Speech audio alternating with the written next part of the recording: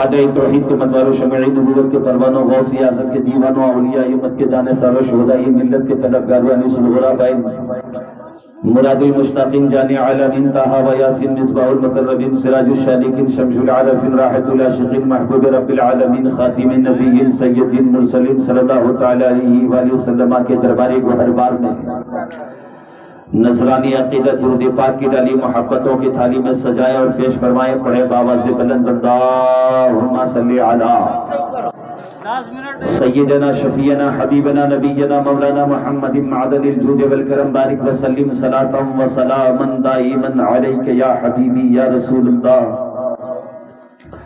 صلی اللہ تعالی علیہ وسلم بلغ العلا بکمالہ کشف الدجا بجمالہ حسنت جمیع خصالہ صلو علیہ وآلہ اللہ کی سرتاب قدم شان ہے یہ انسان ہی انسان وہ انسان ہے یہ قرآن تو ایمان بتاتا ہے انہیں ایمان یہ کہتا ہے میری جان ہے یہ اور فلک پہ شمس نہ ستاروں نے آسمان دیکھا تھا نبی کے آنے سے پہلے یہ سارا جہاں سنسان دیکھا تھا جہاں تاریک تھا ظلمت گدا تھا سخت کالا تھا جہاں تاریک تھا ظلمت گدا تھا سخت کالا تھا کوئی پردے سے کیا نکلا کہ گھر گھر میں اجالا تھا کوئی پردے سے کیا نکلا کہ گھر گھر میں اجالا تھا عزیزان ملت اسلامیہ سر شام سے لے کر کے اب تک نعت و تقاریر کا دور چل رہا تھا آپ سماعت فرما رہے تھے کوئی آ رہا تھا نعت نبی گنگنا رہا تھا کوئی تقریر کر رہے تھے آپ سماعت کر رہے تھے اپنے مقدر کو جگمگا رہے تھے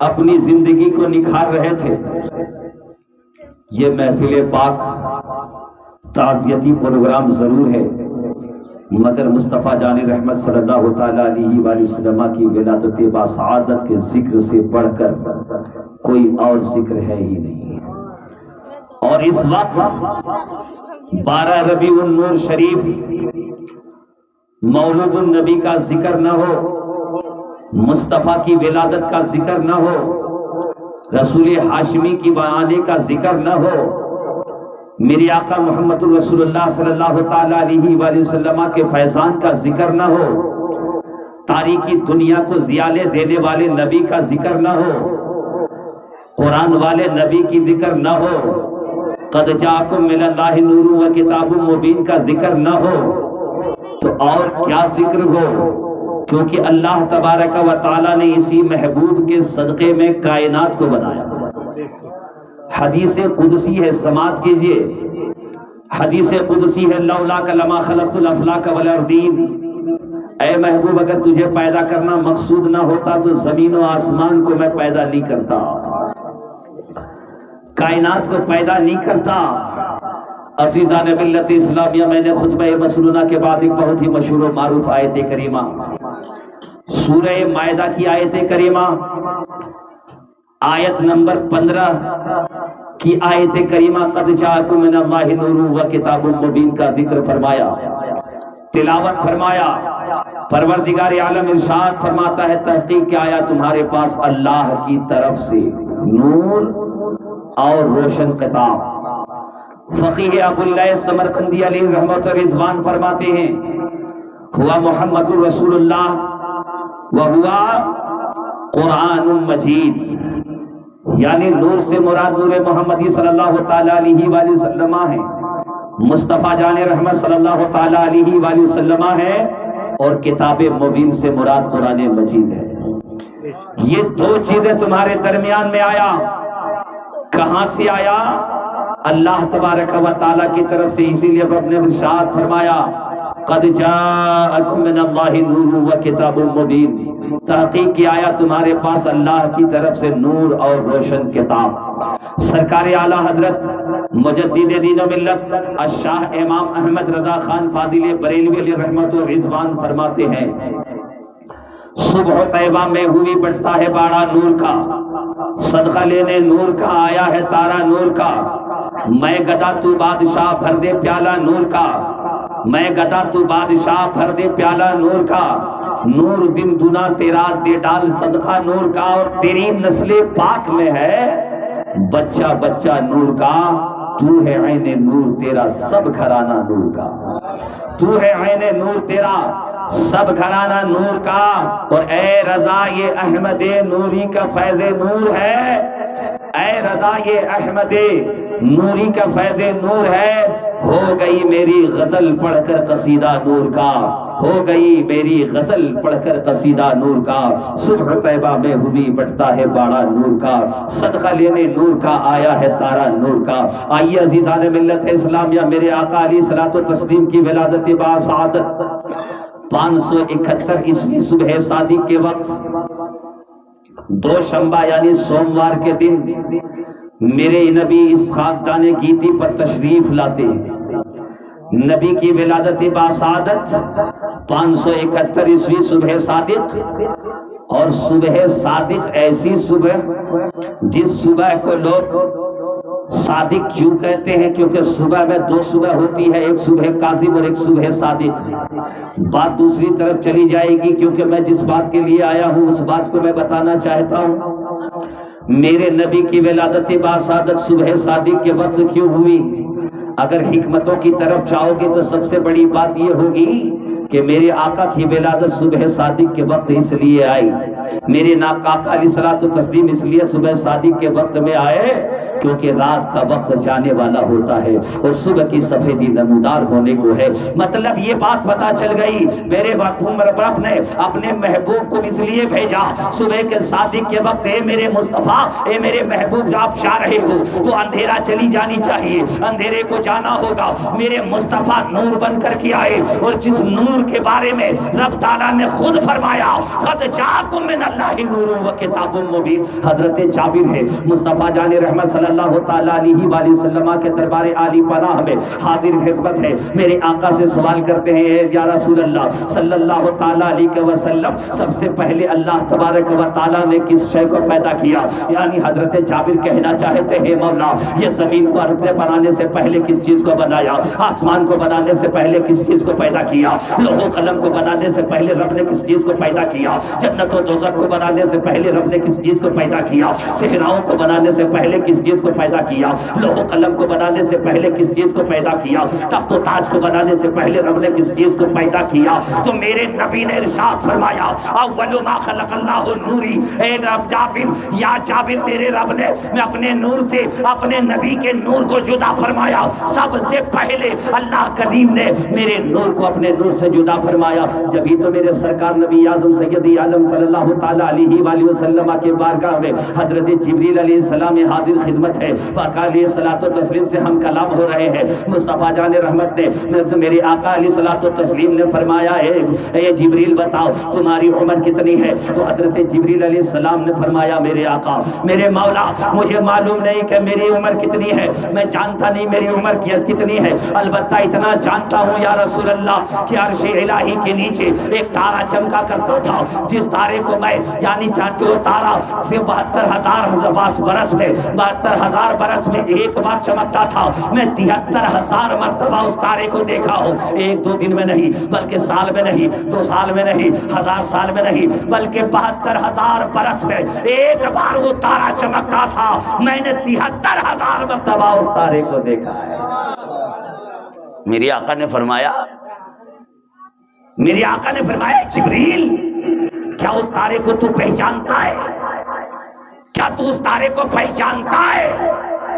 مصطفیٰ جان رحمت صلی اللہ تعالیٰ علیہ وآلہ وسلم سے شاید حضرت جبریل کہنا چاہتے تھے یا رسول اللہ میری عمر بہت لمبی ہے، شاید کہنا چاہ رہے ہوں گے یا رسول اللہ میری عمر بہت لمبی ہے، مگر جبریل علیہ السلام کو معلوم نہیں کہ وہ تارا کون ہے۔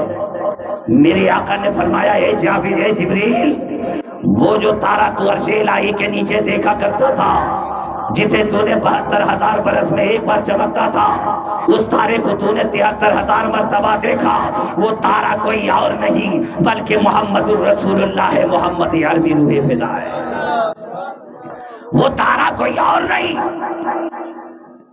اللہ تبارک و تعالی نے ساری چیزوں سے پہلے زمین و زماں سے پہلے، آسمان سے پہلے، دریاؤں سے پہلے، صحراؤں سے پہلے، خطوں سے پہلے، گاؤں سے پہلے، شہر سے پہلے، انسان سے پہلے، شیطان سے پہلے، نباتات سے پہلے، جمادات سے پہلے، حیوانات سے پہلے، کل کائنات سے پہلے تیرے نبی کے نور کو پیدا فرمایا۔ یہ کسی اور نے نہیں، میرے نبی نے خود بتایا، اور ہے قول محمد قول خدا، فرمان نہ بدلا جائے گا، بدلے گا زمانہ لاکھ مگر قرآن نہ بدلا جائے گا۔ میرے نبی کا فرمان، مصطفیٰ کا فرمان ہے کہ مجھے رب نے اپنے نور سے پہلے جدا فرمایا۔ لوگ کہتے ہیں اے میرے آقا محمد رسول اللہ صلی اللہ تعالیٰ علیہ وسلم، لوگ نہیں مانتے ہیں، کیا کروں میں نہیں ماننے والوں کو؟ ارے نہیں ماننے والے آسمان کو بھی نہیں مانتے۔ کچھ لوگوں کا تو خیال یہ ہے کہ میرے نبی تشریف لائے تو 40 سال کے بعد آپ کو نبوت ملی، مگر کچھ لوگوں کا خیال یہ بھی ہے، بزرگان دین کا خیال یہ بھی ہے، علماء کرام کا خیال یہ بھی ہے، مفتیان کرام کا خیال یہ بھی ہے، بلکہ خیال ہی نہیں ہے، مورخین کرام نے بھی اپنی تاریخ رقم کی ہے۔ تو مصطفیٰ جان رحمت صلی اللہ تعالیٰ علیہ وآلہ وسلم کی نبوت کا جو سال فرمایا ہے وہ کوئی سال نہیں ہے، بلکہ اللہ رب العزت نے بنی آدم سے پہلے، تخلیق آدم سے پہلے میرے مصطفیٰ کو پیدا فرمایا اور نبوت عطا فرما دی۔ جبھی تو حدیث قدسی ثابت ہوتی ہے لولا لما خلقت الافلاک والارض، اے محبوب تجھے پیدا کرنا مقصود نہ ہوتا تو زمین و آسمان کو نہیں بناتا۔ ایک سوال آتا ہے، 40 سال کے بعد نبی کو نبوت ملی یا 40 سال کے بعد میرے آقا نے نبوت کا اعلان فرمایا؟ ایک دم ٹھیٹھیا میں سمجھیے، آدمی جب کہیں کھیتی کرتا ہے تو پہلے کھیت کو تیار کرتا ہے کہ نہیں کرتا؟ کیسے کرتے ہو بھائی؟ بارش ہوتی ہے، پہلے بارش ہوتی ہے، آدمی اس کو ایک بار جوتتا ہے، پھر دوسری بار جوتتا ہے، تیسری بار جوتتا ہے، اس کھیت کو بنا لیتا ہے، پھر بارش ہوتی ہے، پھر کادو کرتا ہے، کیچڑ کرتا ہے، تب جا کر دھان اگاڑتا ہے، بہن اگاڑتا ہے، اس کے بعد اس کو روپتا ہے، پھر جا کر وہ دھان لہلہاتی ہے اور اس کے بعد اس میں دانے پیدا ہوتے ہیں۔ میرے مصطفیٰ نے اعلان نبوت 40 سال کے بعد کیا۔ 40 سالہ زندگی میرے مصطفیٰ نے لوگوں کو بتایا کہ اے لوگوں جان لو کہ محمد رسول اللہ کون ہے۔ نبی نے اپنی دنیا کو پہچان کرائی۔ محمد رسول اللہ کو لوگوں نے جب امین کہنا شروع کر دیا، صادق کہنا شروع کر دیا، تب رب کی طرف سے حکم آیا ہے میرے محبوب اب اعلان بھی کر دو، نبوت کا دعویٰ بھی کر دو، تاکہ لوگ جان لیں یہ کوئی عام نہیں بلکہ محمد رسول اللہ ہے، خاتم المرسلین ہے۔ یہ اعلان نبوت کا وقت ہے 40 سال، 40 سال کی زندگی۔ اب ایک بات اور بتاؤں، میرے مصطفیٰ جان رحمت صلی اللہ تعالیٰ علیہ وآلہ وسلم نے صرف 40 سال ابھی تبلیغ اسلام نہیں فرمایا، اعلان نبوت نہیں فرمایا، مگر دنیا کو اپنی پہچان کرا رہے ہیں۔ انسانوں پہچان لو یہی محمد رسول اللہ ہے، اے لوگوں جان لو میں ہی محمد رسول اللہ ہوں، میں خاتم المرسلین بن کر کے آیا ہوں، میں آخری نبی بن کر کے آیا ہوں۔ مصطفیٰ جان رحمت نے 40 سال تک اپنی پہچان کرائی، کیونکہ ایک ایسی تلتل کی زندگی تھی، کفر و شرک کا اس قدر ظلم زیادتی ہو رہی تھی، لوگ ایک دوسرے کو قتل کر رہے تھے، بچیوں کو زندہ دفن کر رہے تھے، بیواؤں کے ساتھ برا سلوک کر رہے تھے، بے عورتوں کے ساتھ برا سلوک کر رہے تھے، ہر کوئی ظالم بنا ہوا تھا، لوگ آدمی ہی کو بیچ اور خرید رہا تھا، ایک کوئی مالک ہوتا تو کوئی دوسرا غلام ہوتا۔ یہ ظلم و زیادتی اس انسانوں کے ساتھ ہو رہی تھی کہ انسان حیران و پریشان تھا۔ اللہ اللہ، وہ دور ایسی پرفتن دور کہ جس دور میں ظلم و زیادتی ہو رہی تھی، ہر لوگ کفر و شرک میں مبتلا تھا، کوئی جاننے والا نہیں تھا، کوئی پہچاننے والا نہیں تھا، ہر آدمی ایک دوسرے پر ظلم کرتا نظر آ رہا تھا۔ میرے مصطفیٰ کی ولادت تب ہوئی جب میرے آقا علیہ الصلوۃ والتسلیم صلی اللہ تعالیٰ علیہ وآلہ وسلم کی ولادت باسعادت تب ہوئی جب میرے آقا علیہ الصلوۃ والتسلیم کی ولادت سے پہلے ظلم و زیادتی کا دور چل رہا تھا، ایک دوسرے کے اوپر اس قدر ظلم کر رہے تھے کہ لوگوں نے دیکھا کہ یہ دنیا فنا ہونے والی ہے، یہ دنیا ختم ہونے والی ہے۔ ایسی عالم میں میرے مصطفیٰ جان رحمت صلی اللہ تعالیٰ علیہ وآلہ وسلم کی آمد کا سوال آ ہی گیا۔ واقعات تو بہت سنایا مگر میں واقعہ نہیں بتاؤں، آپ کی ایمان کی کھیتی کو اور زیادہ ہری کر دوں۔ ایمان کی دولت تو ہے مگر ہریالی ضروری ہے، اور ہریالی کے ساتھ ایمان بھی کامل ہونا ضروری ہے۔ ایمان کا کامل ہونا بھی ضروری ہے، اس لیے کہ ایمان کی کامل کب ہوگا؟ میرا ایمان کامل کب ہوگا؟ میرے مصطفیٰ کا فرمان عالی شان ہے۔ حضرت انس ابن مالک رضی اللہ تعالیٰ عنہ سے روایت ہے، آقا فرماتے ہیں، محمد رسول اللہ صلی اللہ تعالیٰ علیہ وسلم فرماتے ہیں، لا یؤمن احدکم حتی اکون احب الیہ من والدہ وولدہ والناس اجمعین۔ یہ کہیں اور کی نہیں بلکہ بخاری شریف کی حدیث ہے، صاحب بخاری نے اسے نقل فرمایا۔ میرے آقا فرماتے ہیں، تم میں سے کوئی بھی اس وقت تک مومن کامل نہیں ہو سکتا جب تک کہ تو اپنی اولاد، اپنے ماں باپ، تمام لوگوں سے زیادہ مجھ سے محبت نہ کر لو۔ مجھ سے جب تک تیری محبت نہ ہو تب تک تیری ایمان کامل نہیں ہو سکتا۔ تیرا ایمان اس وقت تک کامل نہیں ہوگا جب تک تو سب سے زیادہ مجھ سے محبت نہ کر لے۔ آج دنیا دولت کے چکر میں اتنا سرشار ہو چکا ہے کہ ایک دوسرے کے گردن پر تلوار رکھ کر کے بیٹھا ہوا ہے، ایک دوسرے کے مال کو غصب کرنے کے لیے حرام و حلال کی تمیز نہیں کر رہا، نہ حرام پتہ ہے نہ حلال کی پتہ ہے، حرام ہو یا حلال ہو کوئی فرق نہیں پڑتا، بس غصب کرنا ہے، مال اکٹھا کرنا ہے، مال جمع کرنا ہے۔ اے مسلمانوں ذرا سوچ کر تو دیکھو، جس مال کو تو نے جمع کیا وہی مال کل تمہارے لیے وبا بن جائے، کل تمہارے لیے مصیبت بن جائے، کیا اس مال کو تو اکٹھا کرنا پسند کرو گے؟ ہرگز نہیں کرو گے، مگر معلوم ہونے کے باوجود بھی کرتے ہو۔ عزیزان ملت اسلامیہ، میں عرض یہ کر رہا تھا، میری آقا علیہ الصلوۃ والتسلیم کی ولادت باسعادت سرزمین عرب میں ہوئی۔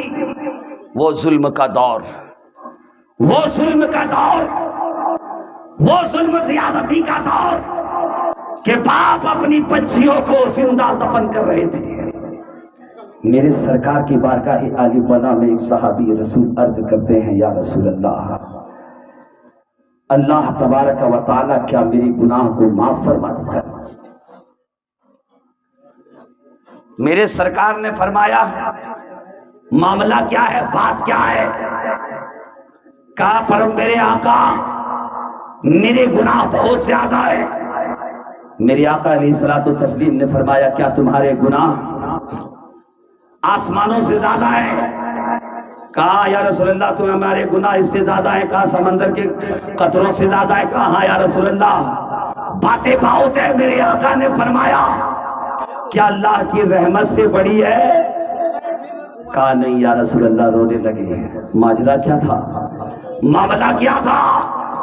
اس صحابی رسول نے فرمایا، یا رسول اللہ میری گناہ تو یہ ہے، میرا گناہ تو یہ ہے کہ میں نے اپنے ہاتھوں سے 7 بچیوں کو زندہ دفن کیا، لیکن جب آخری بچی کو میں دفن کرنے کے لیے لے جا رہا تھا، میری بچی کو جب میں دفن کرنے کے لیے لے جا رہا تھا، میں اپنی بچی کو جب دفن کرنے کے لے کر کے چلا، رات کی تنہائی میں، رات کی تاریکی میں لے کر کے چلا، جب لے کر کے چلا اپنی بچی کو، تو میری بچی کو معلوم نہیں تھا کہ میں کہاں جا رہا ہوں، جا رہی ہوں۔ میری بچی کو معلوم نہیں تھا کہ میں کہاں جا رہی ہوں۔ بابا سے پوچھتے ہیں، بابا بتاؤ تو مجھے کہاں لے جا رہے ہو؟ بابا تو بتا نا مجھے کہاں لے جا رہے ہو؟ رات کی تاریکی ہے، بابا بتانا کہاں لے جا رہے ہو؟ رات کا سناٹا ہے، بابا بتاؤ نا کہاں لے جا رہے ہو؟ بابا جواب نہیں دیتے۔ بابا لے کر کے چلے جا رہے ہیں، ہاتھ پکڑے، بابا بتاؤ نا کہاں لے جا رہے ہو؟ بابا جواب نہیں دیتے۔ بچی کہتی، بابا مجھے بتاؤ نا کہاں لے جا رہے ہو؟ میری ماں کی گود سے مجھے دور کر رہے، بابا بتاؤ نا کہاں لے جا رہے ہو؟ بابا نہیں بتاتے بیٹی کہاں لے جا رہا ہوں. بابا سے پھر پوچھتے ہیں, پھر بیٹی پوچھتی ہے بابا بتاؤ نا کہاں لے جا رہے ہو. رات کی تاریکی ہے, لے کر کے چلا ہے بابا. باپ اپنی بیٹی کو لے کر کے چلا ایک سنسان بیابان جنگل میں. جنگل کے قریب پہنچا, بچی دیکھتی کیا ہے, پریشان حال ہے میرے بابا. بابا کی پسینے کو پوچھتی ہے, صبح سفیدی نمودار ہو چکی ہوتی ہے, دھوپ نکل چکی ہوتی ہے. دھوپ کی تمازت و تپر سے باپ پریشان ہو رہا ہوتا ہے. بچی پسینہ پوچھتی ہے بابا بتاؤ نا کیا کر رہے ہو. بابا جواب نہیں دیتا, اس لیے کہ اس کا ارادہ کچھ اور ہے. بچی کو جواب نہیں ملتا. بابا پھر بتاؤ نا مجھے کیا کر رہے ہو. بابا نے گڈھا کھودنا شروع کر دیا. بچی پوچھتی ہے بابا بتاؤ نا کیا کر رہے ہو. بابا نہیں بولتا, کیوں, اس لیے کہ اس کا ارادہ کچھ اور ہے. بابا بتاؤ نا کیا کر رہے ہو. اللہ اللہ, ذرا سوچ کر دیکھو میرے میرے وجہ, ذرا سوچ کر دیکھو وہ بچی کے کلیجے سے کیسی آگ نکلی ہوگی. تب میرے مصطفیٰ کی آمد ہوئی ہے. قبر کی کالی کوٹری کو کھودا, مٹی ہٹانی شروع کر دی. باپ مٹی کو ہٹا رہے ہیں, بیٹی بھی مٹی ہٹا رہی ہے. باپ کے کام میں مدد کر رہی ہے. کیا بابا کیا کرنا ہے. باپ جواب تو نہیں دے رہا ہے مگر مٹی ہٹا رہا ہے. گڈھے کھود دیے گئے, گڈھے تیار ہو گئے, قبر تیار ہو گئی. بچی کو اسی میں بیٹھایا, اوپر چڑھایا. بچی سمجھ نہیں پا رہی ہے کہ معاملہ کیا ہے. بچی ابھی تک سمجھ نہیں پا رہی ہے ماجرا کیا ہے. اس لیے اس نے سنا تو ضرور تھا, دیکھا نہیں تھا. اس نے سنا ضرور تھا کہ یہاں بچیوں کو دفن کر دیا جاتا ہے, دیکھا نہیں تھا. بچی سوچنے پر مجبور ہو جاتی ہے, میرے مولا یہ کیا ہو رہا ہے, میرے آقا یہ کیا ہو رہا ہے, اے پروردگار یہ کیا ہو رہا ہے.